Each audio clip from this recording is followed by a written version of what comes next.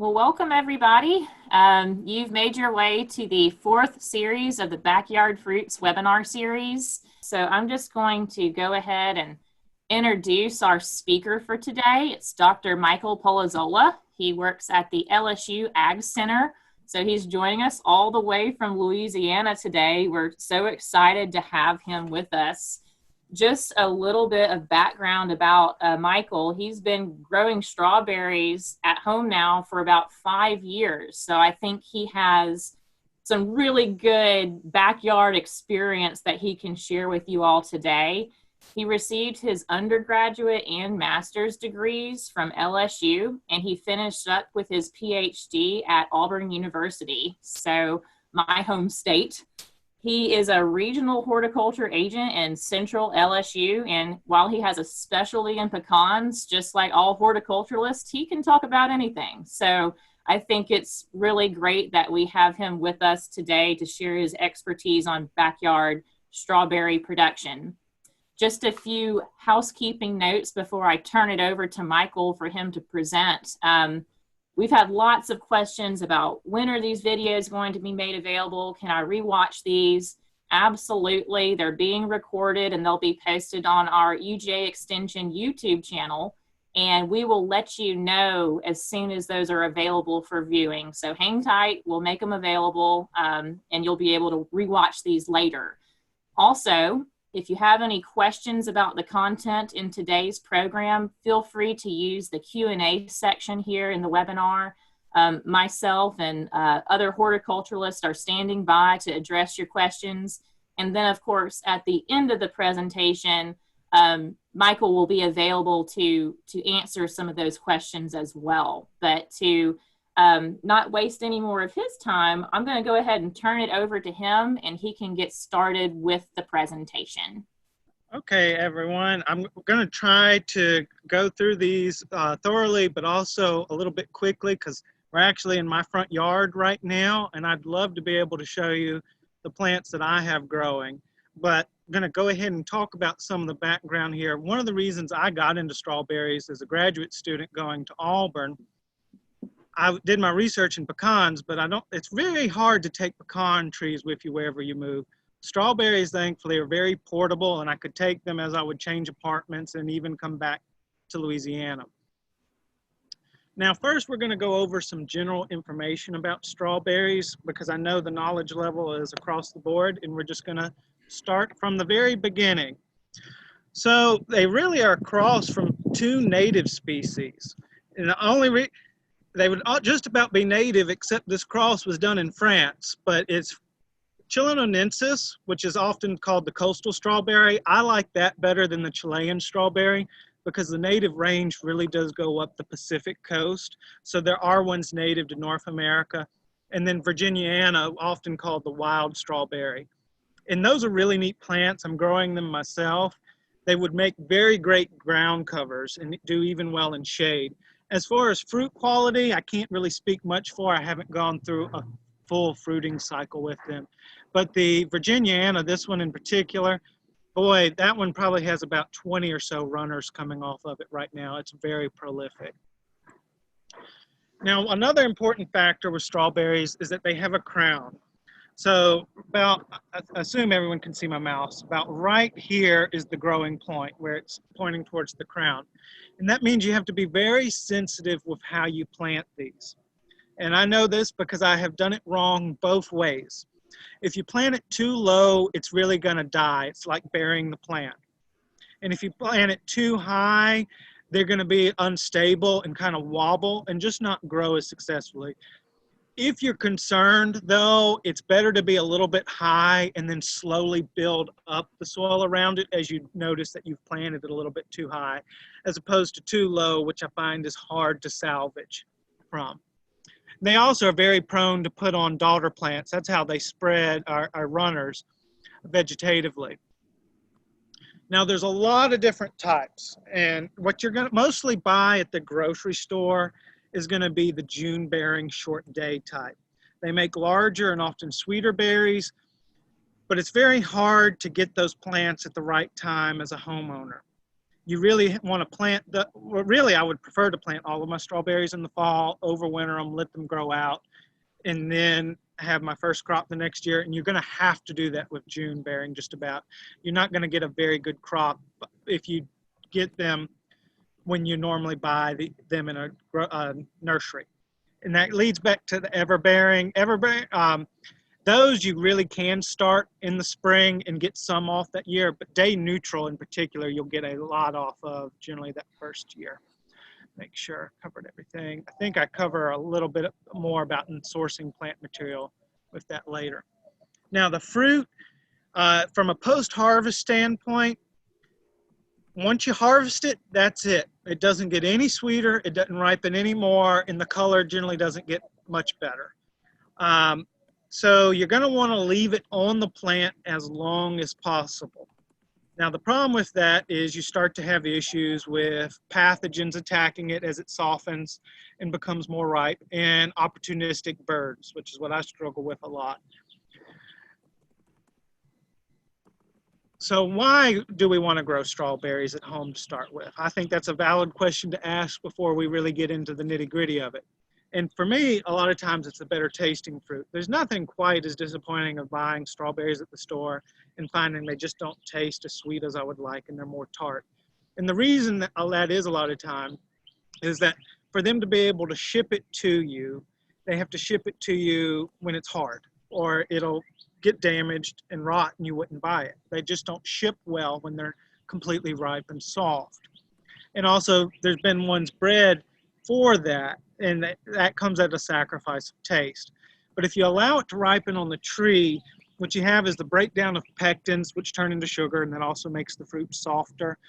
And you also have the breakdown of your starches into simple sugars, which makes it much softer as well. And that's an important component to carry with you with any type of fruit, not just strawberries. You can ripen it longer and have much sweeter fruit. You also get much fresher fruit. So when you're buying something in the store, you just about are never getting it the day it's harvested unless you're getting from a farmer's market. Even the highly perishable berries have had to be shipped by plane or some other way, and you might be getting it 2 to 3 days later. And the benefit is if you're growing it in your yard, you don't have to go that distance. You can go pick it and eat it right away. And you don't have that, like I mentioned before, the limitations in the supply chain where you have to let it get completely ripe. I mean, can't let it get ripe, but anyway. And then the other is sustainability. You can greatly reduce your carbon footprint if that's something that's important to you, because when you're buying fruit that's being shipped to you, it's not just the carbon that went into growing it, but also the shipment. In fact, there's probably more carbon tied up in getting it to you than there was growing the whole thing. And you can just cut that step out completely by growing it at your house. Also, you can decide through cultural choices to not spray and use as harsh chemicals. On a commercial large scale, strawberries are grown annually and they have to fumigate the soil and use a lot of chemicals because they do build up disease issues when grown in the ground long term in the same spot. And there's workarounds that we can do that from a homeowner scale. You can also use fruit that would be rejected at a grocery store, the misshapen fruit, or the fruit that would be too ripe so they wouldn't even ship. You would use that at home. And you can just make better use of this highly perishable commodity because, as all of us know, have bought strawberries before, know they don't last that long. Now, we're just going to kind of go through the steps of getting started in general, and then we'll get more into specifics with strawberries.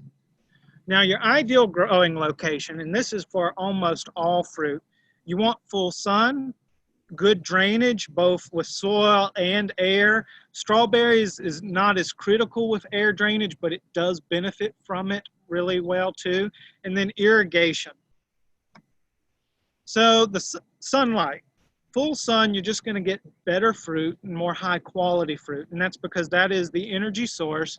It uses that light to turn into sugars and dry matter through photosynthesis.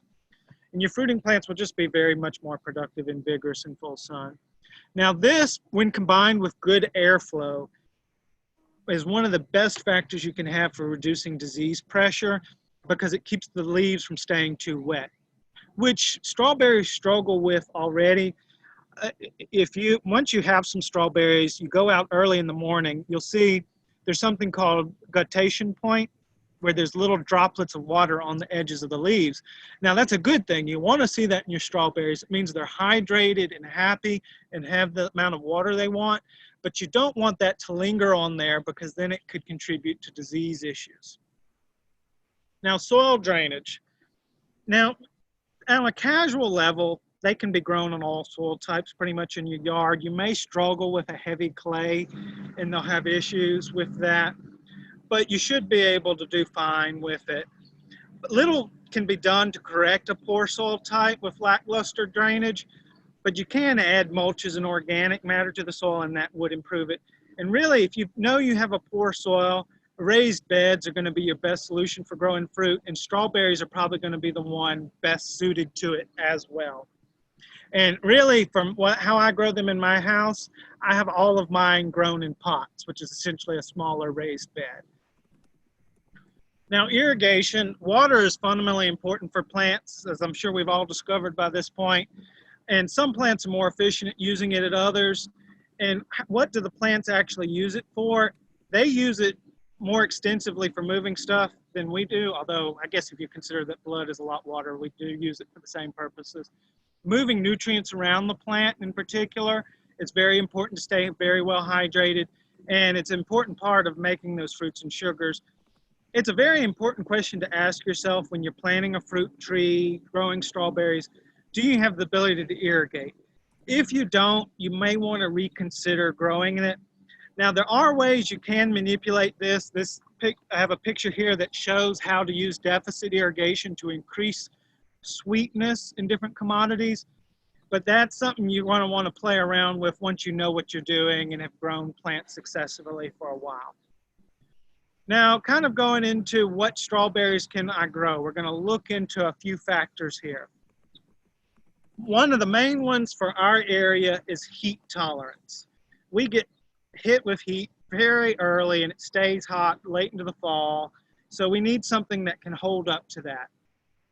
Cold hardiness is important, but not as much for us, and I'll go into a little bit after that.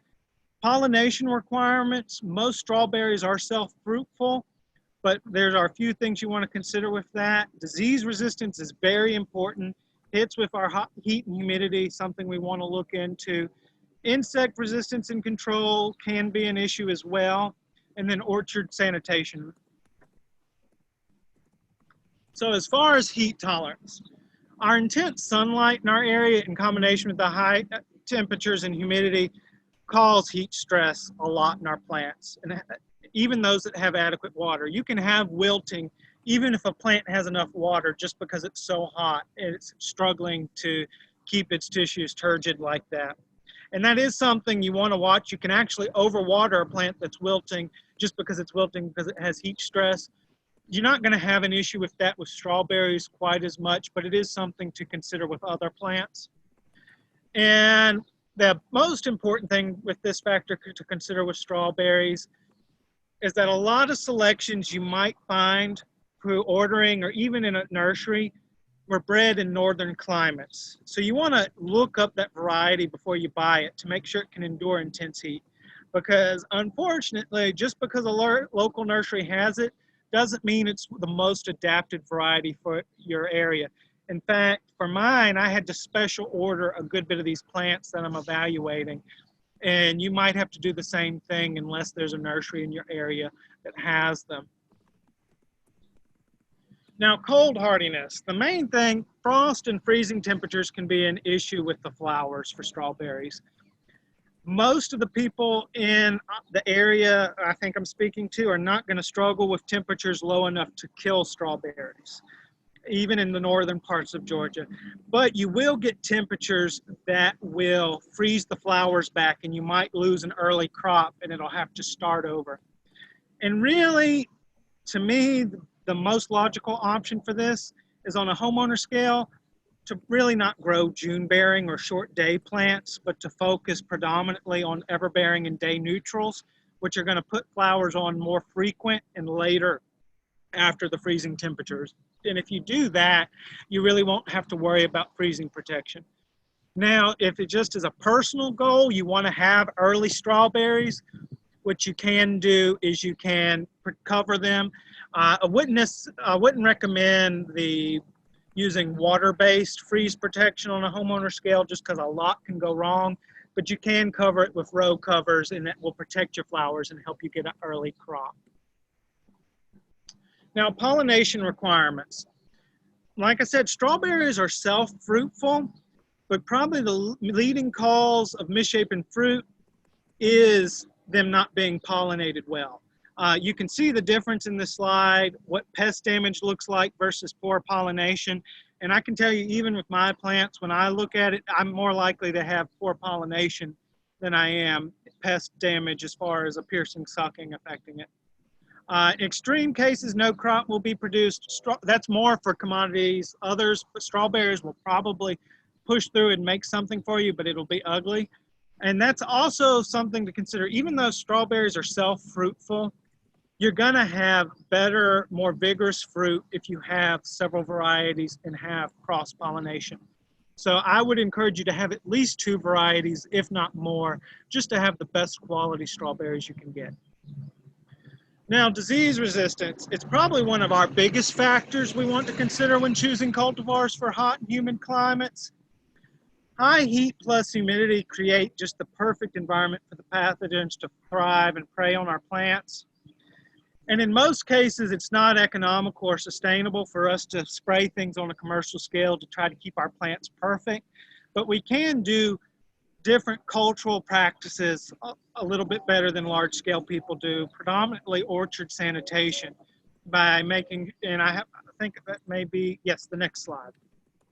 And one of the main things you want to do is remove all dead tissue you can and all ripe and overripe fruit. If there's a fruit on there that's moldy and you say, oh, I can't use it, don't let that stay there. Pick it, remove it, because if you let it stay there, it's just a constant source of inoculating your other healthy strawberries. So you want to take it and throw it out. I don't do it the best way. I pick it and throw it out in the middle of the yard for the birds to get. But ideally, you would pick it completely and throw it away and have just have it completely removed from your property. And that goes for old leaves as well, because that can harbor pathogens. One thing you can do to help with this is annual mulching. That also helps with the quality of the strawberries because you don't want them to be in contact with the soil. And I know I have another slide about that later on. So now I'm kind of just going to jump into some things I've discovered through my strawberry trial and observations I've made through growing plants. So I'm evaluating a lot of different plant material right now, and I have a request for even more as resources permit, but I'm looking at ones for both ornamental and production potential. I have about 13 varieties of your traditional garden strawberries, and then I have some alpine or woodland strawberries, which I'm evaluating mainly just for the novelty factor, although those are in demand for high-end restaurants because they have a better taste and very good quality characteristics. Of the varieties I'm looking at right now, I have Albion, All-Star, Quinault, Sweet Charlie, Ozark Beauty, Eversweet, Deliz, a proven winner selection that I've seen going under several names. It's the red one I have here. I got it from one source, Deep Rose, and then others, it's just proven winners, red, Seascape, Purple Wonder, because I work for LSU, and if I don't look at one that makes potentially purple fruit, they might let me go. Ruby Ann, one I'm very excited about is Mara de Bois. It's a French selection. It's not available commercially because the post-harvest life is real short, but it's supposed to be one of the best tasting ones there are. And then Gasana, which is a purple flowered one, which is purely for ornamental use. And I have them grown on these tables at the moment, but I have them almost everywhere in my yard. The picture in the middle, the very top pot on that stand has the ornamental strawberries, and there's 2 other pots with strawberries I can see from the picture as well. Now, sourcing plant material is probably going to be one of the most difficult things unless you have a nursery nearby that keeps strawberries regularly. It can be very difficult to get your desired plant material at the right time of year. In fact, I'm close to the nursery capital in Louisiana, Forest Hill, and I talked to one of the nurseries I'm close with, and they intentionally stock their strawberries in the spring, which is really not the right time of year to plant them. But they have found year after year that that's the time of year people will buy them. So you may have to buy strawberries at a time of year that's not traditional, grow them a year, and then the next year have the best ideal crop. For most of them, you will probably still get some berries that first year, but that would not be my main focus. I would focus predominantly on getting a nice healthy plant and then trying to get a nice crop the following year.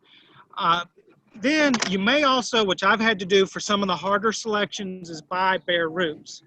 From my experience buying bare root plants, it's very difficult to get them in small quantities. You have to search even to be able to find websites. You can get them in 25 is the smallest I could get them. And that's because bare roots are what your most commercial producers are starting with. Even the nurseries where you're buying a plant, more than likely put in an order for bare roots and grew them out. And getting bare roots started, that really can test your confidence. They're easier than you expect, but when you get them in, they look borderline terrible, especially if you get a trimmed one where there's no top to it and you're just planting something that looks nearly dead. But I've had very good success with it. In fact, in our area, we even have a bare root fundraiser every year, and most people get about 80 to 90% of their plants to live. If not, there's either something wrong with the care and planting or in the quality of plants that you ordered. Seeds are not a reliable way to start most selections, in part because a lot of what we have are hybrids, and they're produced through runners that eventually become bare roots, or through tissue culture and other way, and ultimately they don't come true to seed. If you were to grow a seed from a lot of strawberries you would buy, it would not come up genetically identical to the parent. There are exceptions to that come up true. Alpines are spread a lot through seed, and that's how I've had to get a start, and you can see where I've started them. Those seeds are so tiny. They're really hard to get started if you don't have a lot of experience with small seed. In fact, if you're going to go this route, take the extra time to buy a mist nozzle, because that's how you're going to want to water it. If you try with a shower or any other way, you're going to wash the seeds out. In fact, I have mine sitting in the sun, and every time it rains, I have to pick them up and bring them under protection. So it's kind of a very tedious process.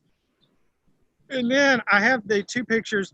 The one in the clay pot, I started the same time as a lot of my first plants, and they're only about an inch tall, while the other plants I got through bare root are very vigorous, some of them even making fruit. So it's a long-term investment to start from seed. A lot of people will buy the seed and think they got poor seed when it's really just issues of not being watered properly or taking a long time. And then this plastic pot, if you look real closely, I'm not sure if you can see my pointer, but I'm circling where you can see very one plant. It blends in with the perlite that's turned slightly green from being misted. It's a very small plant and seed coming up, and you really have to baby them to get a successful plant material from seed. So unless you have a lot of experience with seeds and small seeds, I would stick to bare roots and plugs and just containerized plants. Now, when you're establishing the plants, and I'm glad this is after here, because the smaller plants in this picture are about the same time I started germinating those seeds. And you'll see later on, when hopefully we have I can show you the plants in person, that those plants are overflowing of that plot now, while these ones from seed are small. Now, one thing, so the small seeds I got online, small plants, not seeds, had been trimmed back. So it was like buying a bare root that was already potted up. They will attempt to put flower buds fairly soon after that. And you're going to want to go through and pinch those off, and any small fruit you may have. You don't want to leave any flowers and fruit until they're about the size of the back 3 pots here. At that point, I might let them keep some fruit on, and just to keep it going. And in some cases, you may even decide to let the pot fill up even more. Now, since the trial I was started was to find the best cultivars for home, I decided to do it in a way that most homeowners could easily do. And it was decided to grow them in pots with readily available substrate. So for me, I'm using a Miracle Grow bag mix because you can get that readily available. But there's a lot of other things that work very well. Peat-based does very well, although you're going to want to make sure those can dry out a little heavily, so you're going to want to watch them closely. And you can even grow them in the traditional strawberry pot like this. That pot was actually here when I moved here, and I had never attempted to grow strawberries in a strawberry pot, but I planted some runners in it, and I've had much better success in that than I expected. Except for the birds getting it, that I get very high quality fruit and high quality plants growing in that because of the airflow going through. Now, pot size does matter, is something I've discovered through growing these. Large containers are not very efficient at all because strawberries have a shallow root system. So I had a selection that I grew in a very deep black nursery pot. Oh, I'd say it's probably about 10, 15 gallons. And strawberries are just kind of lost in that pot. I finally dug it up, and it only had roots going down about half the way. So it's really kind of a waste of pot space, and you might want to just save that for other plants that will make the best use. I'm still using it for one selection because it's just easy to use, and I already had some in there. But I'll probably eventually even move those out as I find a pot I like better. Now, you can also have pots that are too small. And so on this top photo here, these are all Ozark Beauty that I started at the same time. Now, I will say probably the one in the terracotta pot had a little bit more favorable conditions to the ones in the plastic pot, and I'll talk about that a little bit later. But part of the thing to consider is they will kind of, once they fill up a pot and they have roots totally there, they may decide to grow vegetatively only to a certain point with that. So what happened in these smaller pots is they filled that area up, and they've decided to compensate for that and saying, well, I'm not going to put out a lot of vegetative growth. There are some plants that actually do the opposite, camellias in particular. I like them to fill up a pot and push vegetative growth, because if I keep potting them up based off of root growth, they won't push vegetative growth. So that's just a novelty you really need to know per plant. I also prefer potting my plants on the edge of the pot. If you plant it in the center, you're going to have to watch the berries, and you're probably definitely going to have to mulch with something to keep them off, because the floral spikes aren't very long for some selections. But if you plant them at the edge, you can kind of direct your berries to form over the edge of the pots. And I still do use some smaller selections, especially for my ornamentals here. This is 2 different size terracotta pots, and the bottom is a red one that I'm just using to fill out for ornamental potential. Now, my preference for pots for strawberries is terracotta. It has a wicking characteristic that makes it very easy to tell if the plant needs water. When you look at the picture at the top, the one with the plant in it is very well hydrated, and you can see that the terracotta is darker. As opposed, when you look at the empty one, has no water with it, and it's just that lighter brown color. So what I use that as an indicator on whether or not I need to water my strawberries. If the pots turn a little bit light, it's time for me to water. And I like them to dry out a little bit, because it encourages root formation, and it reduces disease issues if you do that. Also, it keeps you from accidentally causing pathogen issues on your own fruit if they stay too wet. Now, the one thing to look at, I wouldn't be alarmed by it, happens to all terracotta pots, is they start to form a white residue on the outside due to that wicking characteristic. That's a salt buildup from fertilizers. Now, if you have yours outside in the weather, normally that will dissipate over time. I have some inside plants that occasionally I have to take outside and just wash that off a little bit. But that's perfectly normal for terracotta pots to do. Now, pot location. So I started mine on the ground, and that's how I had grown them for the longest time. I can tell you that you do have more disease issues a little bit on the ground. It's also not as convenient to have to bend over all the time. And then the thing I fight the most on the ground is slugs, because they can live pretty much, they hide underneath the pot or in the cracks between the pots, as opposed if they're on the stands, there's much less area for the slugs to hide. And by putting my plants on that stand, I cut out slug damage completely.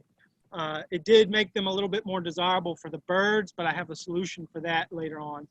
And also the increased airflow from being on the stand has made my plants grow quicker. It helps them transpire a little bit more, dry out a little bit quicker, and move nutrients, and just is less favorable for disease. And I like my stand a lot. I worked with my neighbor building it. It's a nested design because I can tell you if you build it all one thing, it's really heavy to move and not pleasant. But if mine like that, this front view is really 3 benches nested together. And even the top one is kind of heavy, but it's much easier to move for demonstrations. And just if I decide I want to have it in a different spot. Now, the best berry quality comes from one's not in contact with the soil. When it's in contact with the soil, it's like an introduction to just opportunistic pathogens that there's really no way you can avoid it. They're there, even a bagged mix. If berry gets soft, you can have pathogens and disease issues. Now, I really liked that strawberry pot because the plants hang over and the berries are exposed to the air on all sides, and they make really beautiful berries. Unfortunately, it advertises them for the birds, but even in the stand, I maintain a thing like that where I intentionally put my berries over the edge so that they ripen. And I can tell you, I actually took this picture on the bottom yesterday. Once you get strawberries, they ripen quickly. The other one, this one that's only slightly red is completely red today. And this one, the one that is red in that picture is probably very sweet and almost borderline overripe. Now, berries in contact with the soils, as I mentioned, are more likely to have disease issues. And here's a case in point. This was in earlier. I was just showing it as one, and then I picked it up and it was actually starting to rot on the other side. So really, for my case, I'm going to eventually invest in some pine straw mulch to put around the plants to keep the berries from being in contact with it. I just haven't gone out and done it yet. I don't think pine bark mulch is going to be as effective as pine straw. Pine straw allows a little bit more airflow, but that's something you may find differing on your own with that. Now, I have had issues with birds. Both of my neighbors have bird feeders and love birds. So I have a high population of birds, and when you probably weren't hearing my neighbor across down the road with the lawnmower, you might have been hearing the birds in the background of the presentation. And it means I have to have bird netting. So what I have is I have these 2 metal rigid poles on my stands with some bird netting draped across and then kind of tacked on the side. And that's enough. It doesn't have to be airtight. Birds are regionally, they can be somewhat intelligent, but they're not going to a lot of times spend the time to find out where the hole is in the very back in a small thing. Now, you may occasionally have a bird that's going to spend the time for that, and you are going to have to discover. My neighbor, I gave him some strawberry plants. He built this structure over his pot, and he didn't have the bird netting quite down enough. But I'm fairly certain once he gets it down a little bit further, it's going to reduce the issues. Now, pollinators, good pollination is essential to strawberry production.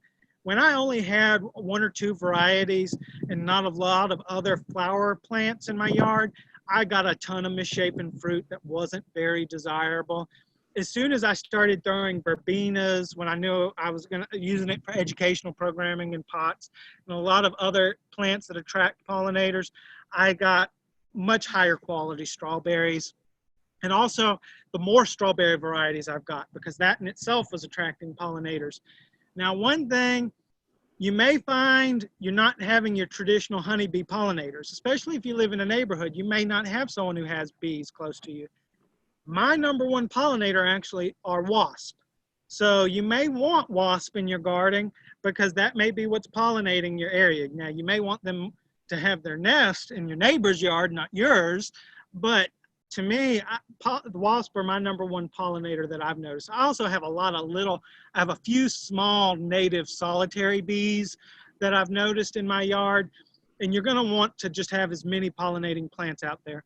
Now, I will say, just as an aside, not all pollinating plants are equal. I have a penta here that does have nectar in it, but some of the pentas they have bred out that characteristic. So you're going to want to do research into plant. You may think you have a lot of good pollinators, but they really are just pretty flowers that have no reason to attract them. So do that independent research to make sure what you have.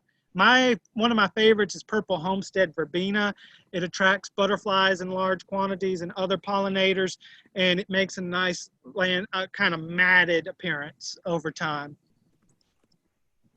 Now, eventually your plants may try to escape, and that's really just some make runners more than others. And actually this plant, not that one in particular, but another, I've gone through and cut out all the runners, some this morning, to try to reduce that characteristic. Because what happens is if they're investing energy in the runners, that's energy they're not putting into fruit.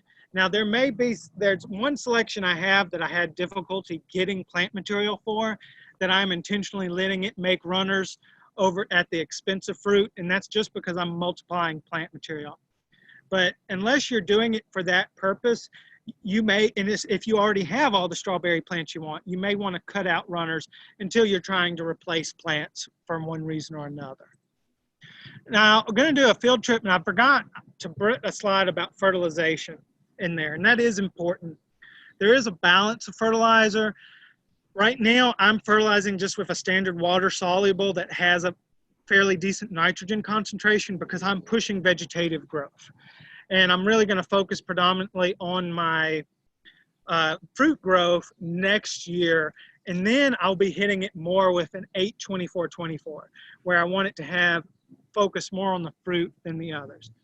And let's see, I think that is pretty much the end of the presentation. And now I want to focus on showing you some things in my yard. Let's see, stop share. Does my screen show up fairly well? Yes, Michael, we can see you. All right, that's what I want to make sure. So I wanted to show the larger terracotta pots. Let's see, let's adjust that. So this is a fairly substantial pot that I'm growing my mother plants in. And one reason I'm doing that is I'm growing a lot of my plant material to spread and help others as I get calls. If I get a call from a novice homeowner in my area, I'm going to try to get them started with some plants if they don't have it, especially since people don't conveniently call you only when you can buy plants. So if I have a little bit of runners I can share with people, I love to do that. And a lot of the ones I'm growing in the big pots are to be able to propagate, to be able to share. Now, you don't need one this big, and if you were going to grow it in this, they do grow great. I would plant 3 kind of on the edges and let them fill out and let my fruit overhang. There's 1 or 2 plants I planted in the center because I only had 1 plant, and unsymmetrical things bother me. So I have it but I've had fruit quality issues where it's done that.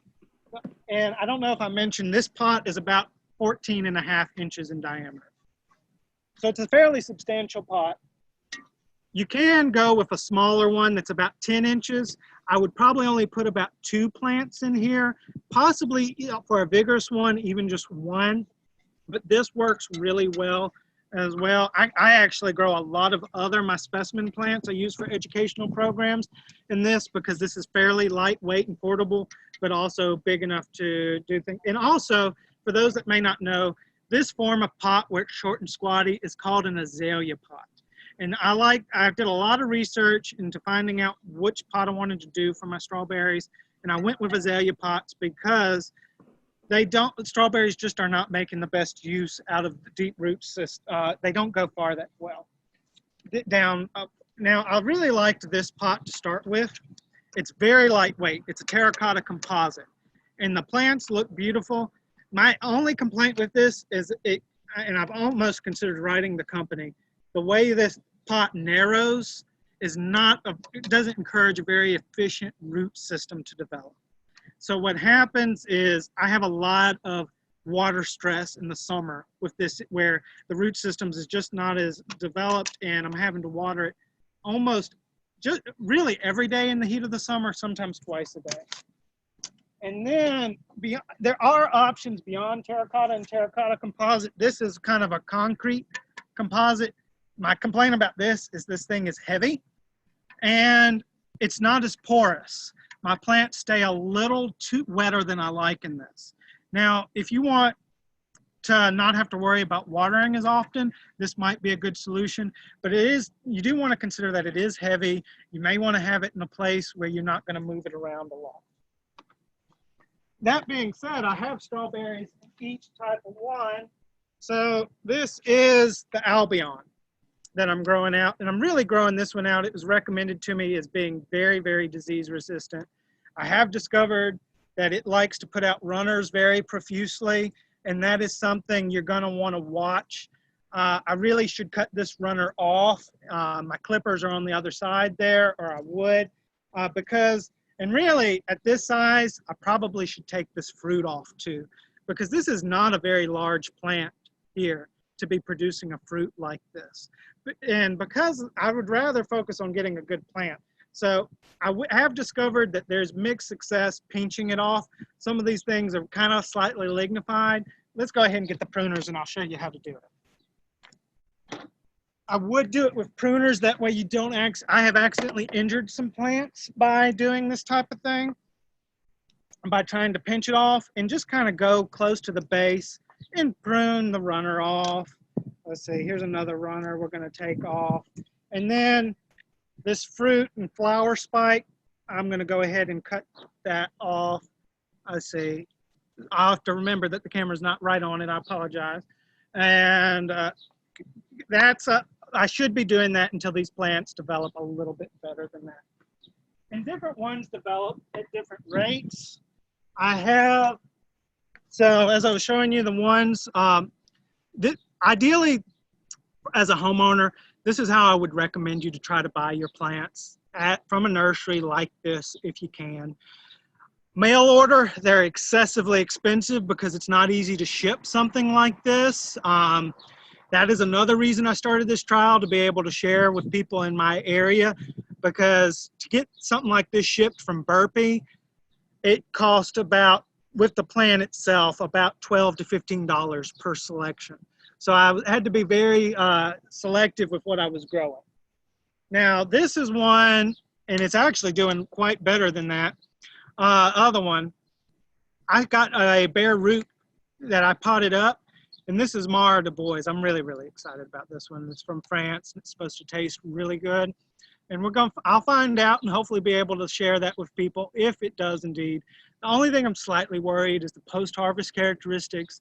It's a very soft fruit from what I've read, which means it's gonna be susceptible to gray molds and other types of molds. So you're really gonna want, if you go for one where, if you go for quality like that, very sweet, very soft, you're going to want to take the extra steps, cultural practices, to make sure you're reducing your disease issues.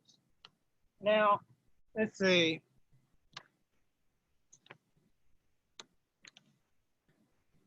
Right here, I have my strawberry pot. It's very heavy, so I try not to move it too incredibly often. And I kind of just have them planted. Now, in reality, the plants are not as thick, but that's okay. It increases airflow. This is an example. I'll show you with one that's easier to move than this, of a well-pollinated plant, strawberry that's growing into form real well. They do put these floral spikes out where the fruit developed from. They're not very heavy on leaves. And you kind of want to watch that. That's where your flowers and fruit will come from. And this one I like. It's very long, and I can position it where I want to out of the way. Others don't make quite as big spikes like that I can move around. Like I said, I'm looking at a lot of them for a lot of different reasons. And this one here is that proven winner selection, that deep red, that I have been really pleased with the flower. Someone told me it looks kind of like a poppy to them, and I've been really pleased with that. Now, I can tell you, I have not evaluated it very long. I've only had it this year. The fruit has not been quite as desirable. It's been smaller, but I'm waiting to see if there's something else there. The plants are also small, and I probably should be taking the flowers and the things off at this stage, the fruit. But I like the flowers so much, I'll leave them anyway. Do as I say, not as I do. Now, this is an example of a very well-formed fruit to start with at a young age. And you want them to have almost that slightly conical shape to start with. If it's misshapen when it's young, it will likely stay misshapen throughout, and you may just want to go ahead and prune that out rather than the plant wasting the energy towards a misshapen fruit. Because I find misshapen fruit with all the nooks and crannies are very susceptible to other disease issues. So you're going to want to go ahead. Very seldom are you going to be happy with it, even if you let it ripen. Now, let's see.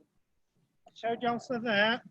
Okay, I wanted to show you the alpine that I'm starting from seed, just to show the challenge there.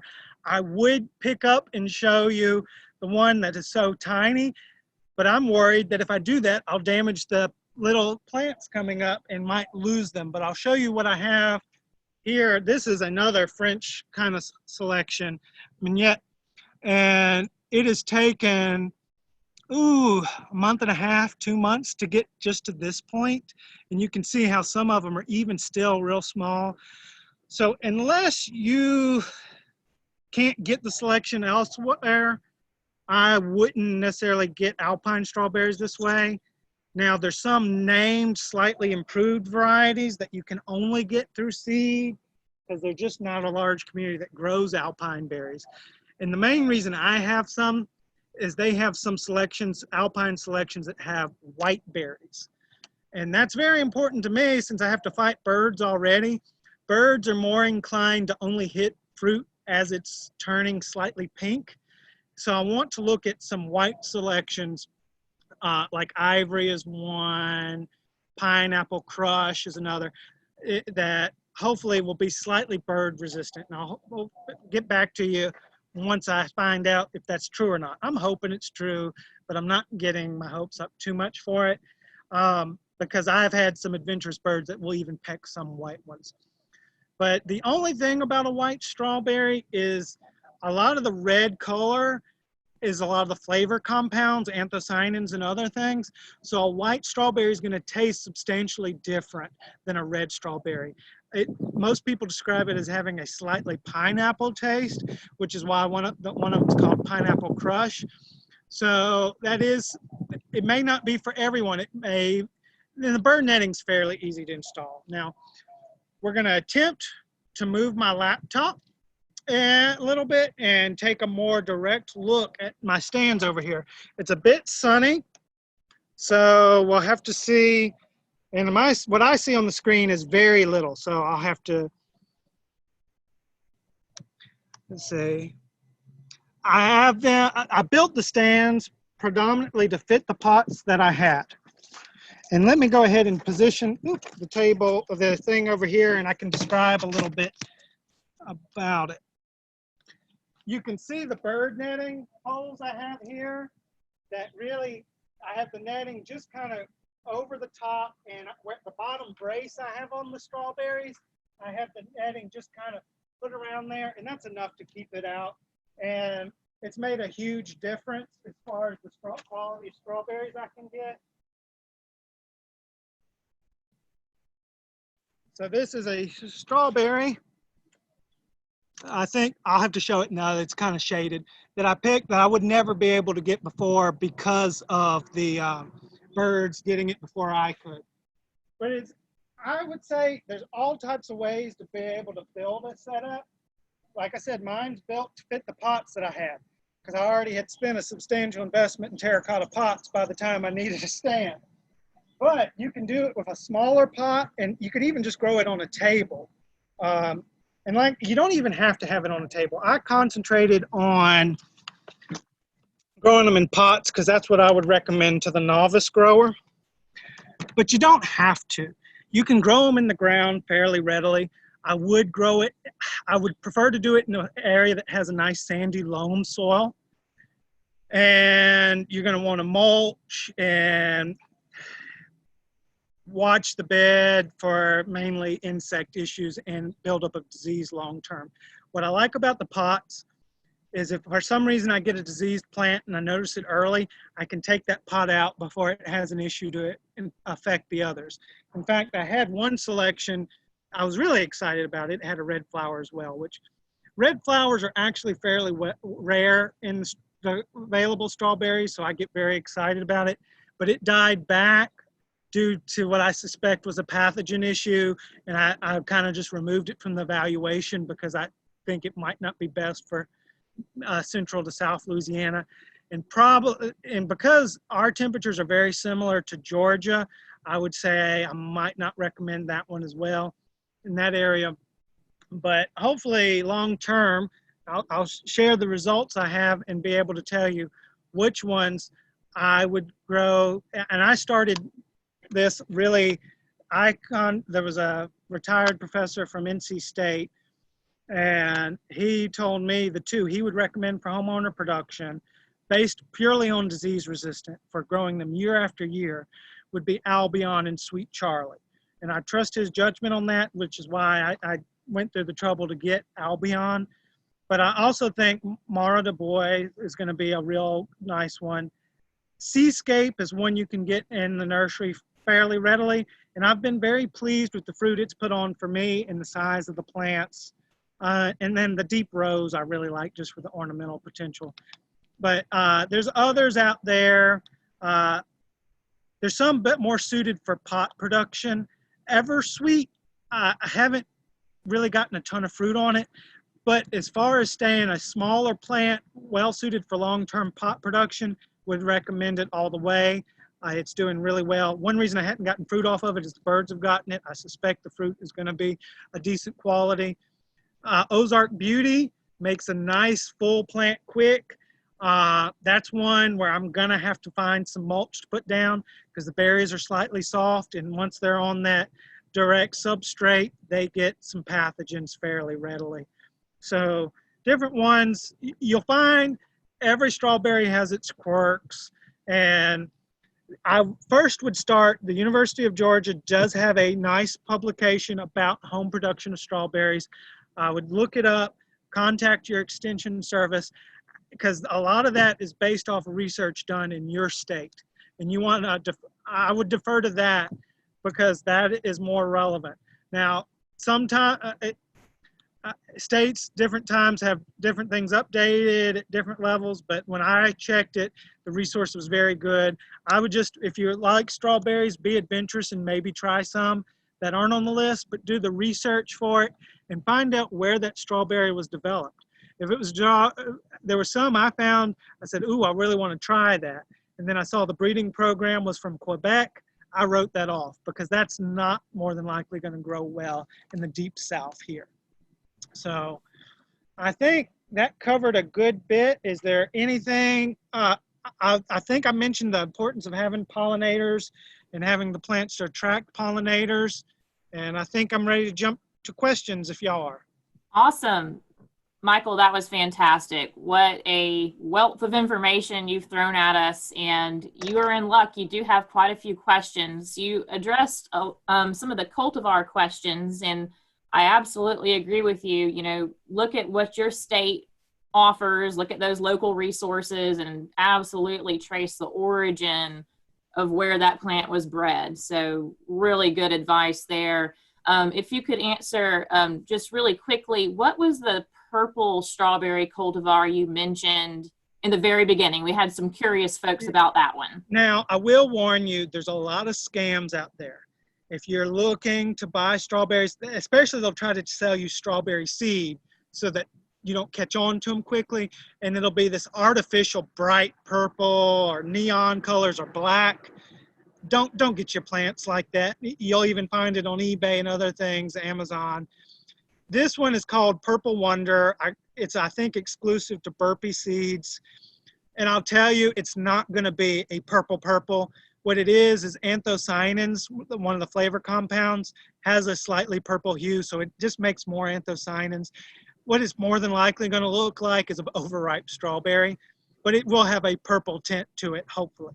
Awesome. I've been really impressed with the vigor of it so far. But I can't fully endorse it at the moment because I haven't carried it full a year. Thank you. That was a great response. What about, can you go through some media recommendations? Like where do we get soil to grow these in containers? And can you speak just a little bit about the different sizes? I know lots of folks were curious, what size container do I need for 3 plants? And can you go back over arrangement in the container? Yes. So substrate, like I said, I did it purely for a homeowner perspective. And I know as a homeowner, you're not going to order a yard of things to plant up. So I bought a bunch because even though it's not an official experiment, I have that training. I got all Miracle-Gro bagged mix. Now, we are in a kind of gray space, and it's not like I'm endorsing Miracle-Gro. That's just what I used because I could get it easily. You could just have readily used a Stay Green, kind of just something, a mix specifically for potted plants. And you want to look into that because if you're not careful, you might accidentally buy a raised bed mix, which has different characteristics that you wouldn't want necessarily for potted production. So any type of bagged substrate that is made specifically for a potted plant. Now, I get one that's supposed to have the fertilizer in it and feed it. Now, that type of thing is very temperature and water dependent. I still fertilize my plants about once every week to 2 weeks, even though the substrate has fertilizer in it. Like I said, because I'm pushing vegetative growth. Now, if I was doing it for fruit growth, I would probably do it a little bit less often, probably every 2 weeks, and I would do the 8-24-24, and I wouldn't do it very vigorously. One thing you're going to consider, if you're keeping these plants year to year, eventually you're going to want to have something with micronutrients in it, like Nursery Special, in whatever form you can find it. It's traditionally labeled as a 12-6-6 as a Nursery Special. Look on the back of the bag, it should have micronutrients. Pots, if you're wanting to do a good bit of them together, I really do like this 14.5-inch terracotta azalea pot. They can be a bit expensive. I think this one is about $15 a pot, so it is an investment. But I plant them kind of in a triangle formation, or if I know the variety is not going to be vigorous, I might do 4 or 5 around the edge, equally spaced. But from a lot of them, 3 on the corners, you will have a full pot fairly quickly. I know it was kind of hard taking it over there because but most of those were either 2 plants or 3 plants started in a pot. And they've been in there for about 2 months and they've filled up fairly readily. If you were wanting to do a smaller, probably about 10-inch azalea pot. Now, when I say 10-inch, 14-inch, a lot of times it's kind of this across. So you can take a ruler with you to be able to tell. And this, I'm really only comfortable about putting 2 plants in there long term.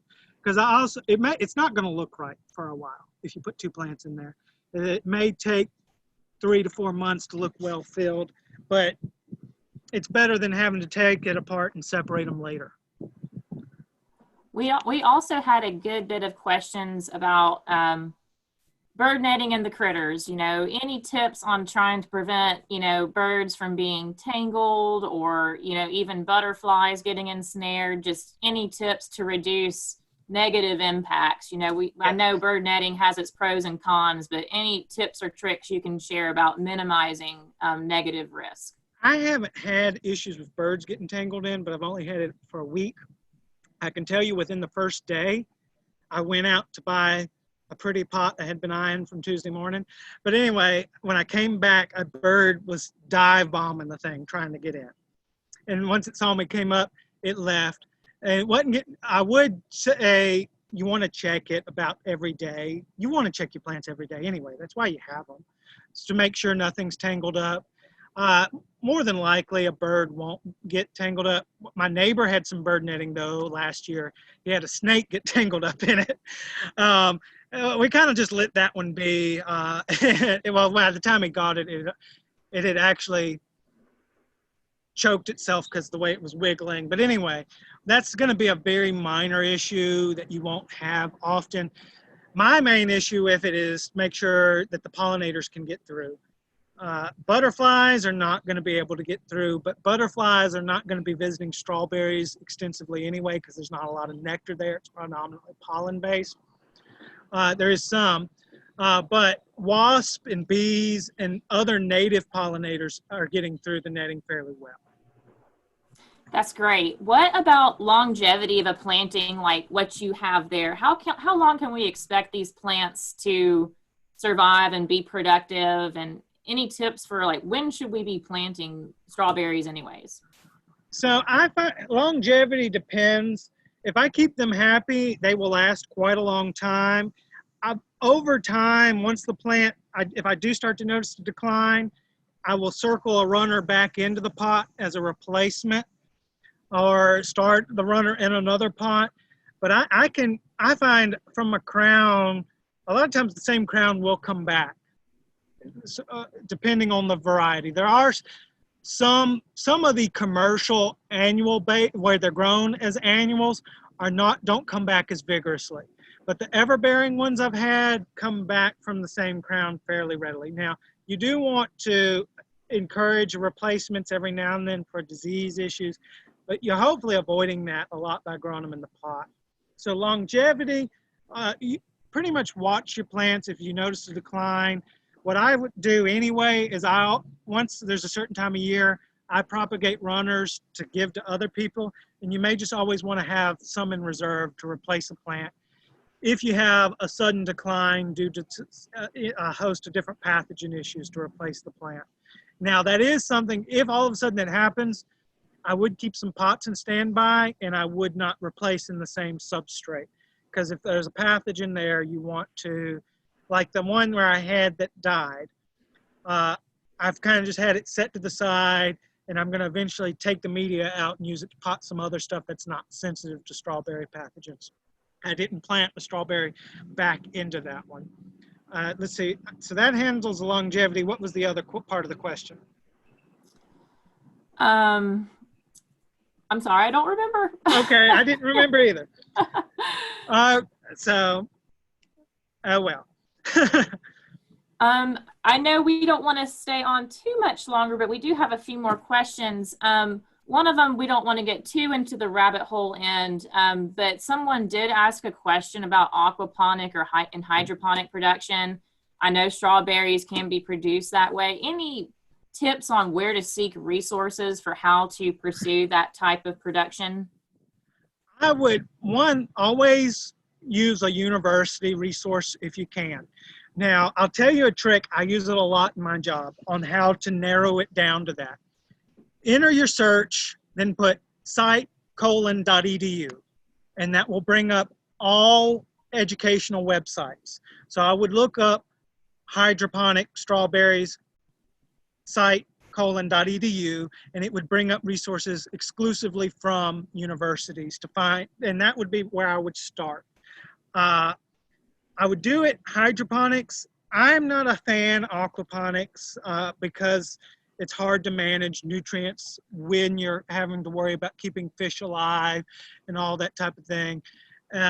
It can be done. It's just not my favorite. I would look for searches of that. Hydroponics, it has been done very successfully. I haven't grown it personally, so I can't give you any tips and suggestions, but I do know that it can be done, and has it been done with success? More than likely, if I recall the systems I've seen, it's essentially growing it in a perlite or something based substrate. So it's almost essentially growing it in a pot, just at a different level. That was great. Thank you. And I remember now what the other part of that question was, is when do we get a new planting started? That's the trick. If I had a choice, I would start them in the fall. I would grow them over the winter, get them because they love cooler, especially nighttime temperatures. If you have cooler nighttime temperatures, they're going to do real well. We had a cool spring, which really helped me here. So I would grow them over the winter. Some of them may attempt to put flowers on in the winter. The freeze will probably hit them back. And then I would have hopefully some nice looking strawberries the spring season. In fact, the seascape that I have that are doing so well, I started like that, and I'm having a lot of fruit off of them. Do we need to worry about any freeze protection measures or? Unless you're really, really, really cold or it's really sudden, I wouldn't worry about it. Hopefully they've had time to acclimate. If they haven't, you might want to run out there and cover it up and help them acclimate. Like if for some reason you're having a rapid change in temperature. Freeze protection for strawberries is mainly to protect the flowers and the fruit you have on there. And as a homeowner, like I said, I probably wouldn't be growing ones that I would be aiming for early fruit. So I might just, if you do, I would get just a row cover and cover it up. And that's going to be very passive. There's different thoughts about how thick. There's been some research out there that says kind of a thinner one is actually better because it lets sunlight get through and it's not letting out too much. As far as a sprinkler water-based, especially from a homeowner perspective, I wouldn't do that. Do you have a favorite for fresh eating or processing, or can you? I'm still trying to figure that out. I've always had just one or two varieties that I actually picked up extra from trials at universities, and they've been all right. I like the ones with an interesting story, like the Mar de Bois, that's supposed to be the best tasting, or let's see, what else? I really like that Summer Deep Rose. Now the fruit isn't worth anything so far, but the flower on that makes me happy. So I really like a Gasana. It has a pink flower. It's really hard. I haven't found a source of it. I thankfully got it about 2 years ago, and it was at a nursery center, a big box store, and I haven't seen it since. And I think I know why. It doesn't put runners out. It slowly expands crown-wise, but it's hard to get started from start. But ultimately, I know I'm a terrible kind of fruit specialist. Strawberries are one of the few fruit I enjoy eating, so I like all of them. Right, yeah. Well, what about, I know many of our homeowners, everyone's backyard's different or front yard, and space can be an issue.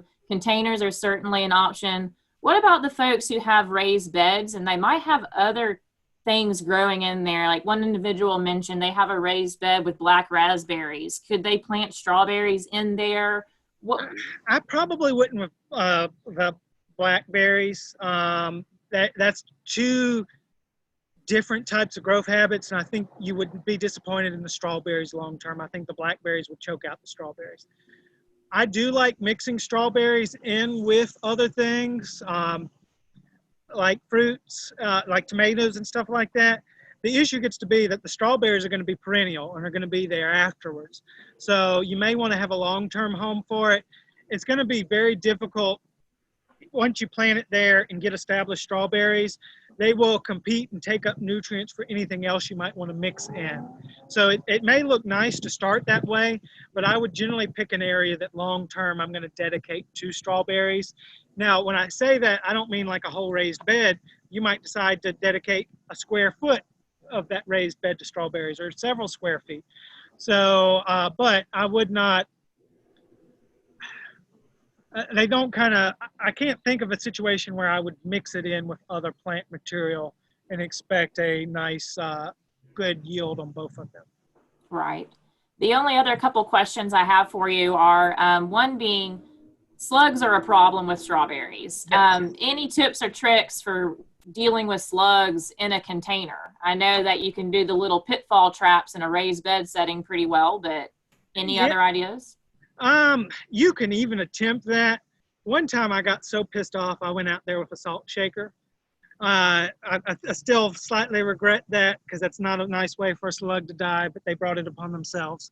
And a lot of times, that was when I was living in Auburn, and I had such a high population under it. I picked up the pot, and there were like 10 slugs underneath it. I find the best way to do it, they're not known for moving quickly, so if you just raise the pot up a little bit, by even a little stand. Let's see if I can bring this. So my strawberry pot I have, let's see, can you see the stand I have there? Yeah. So that made a huge difference in reducing the amount of slug damage I had. And you can see that that's maybe 6 inches off the ground.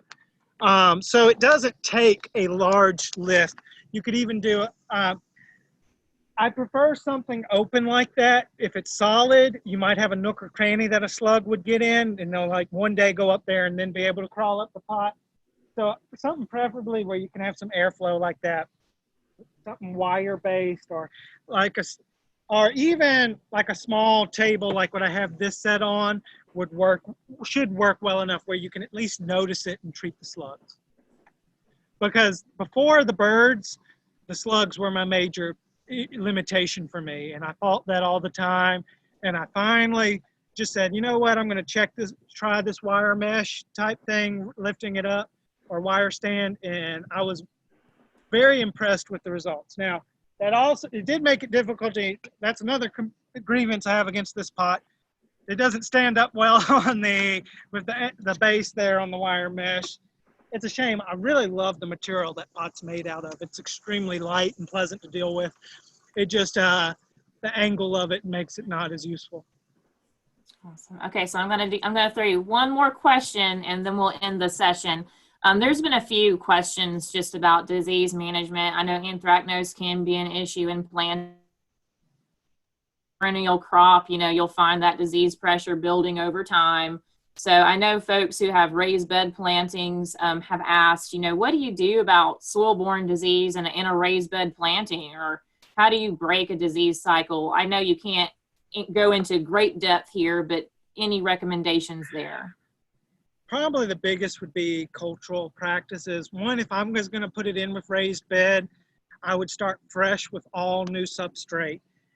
And you don't want any native soil out there.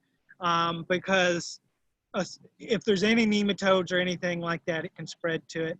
And you might have to, every 5 to 10 years or somewhere in between, replace your soil and substrate and start new with that.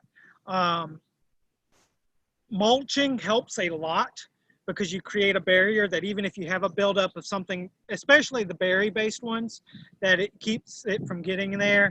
But the root-borne and other stuff like that, I would have to look. If it gets to be really bad and you can't move it, I might start looking into some systemic fungicides and when and how you could.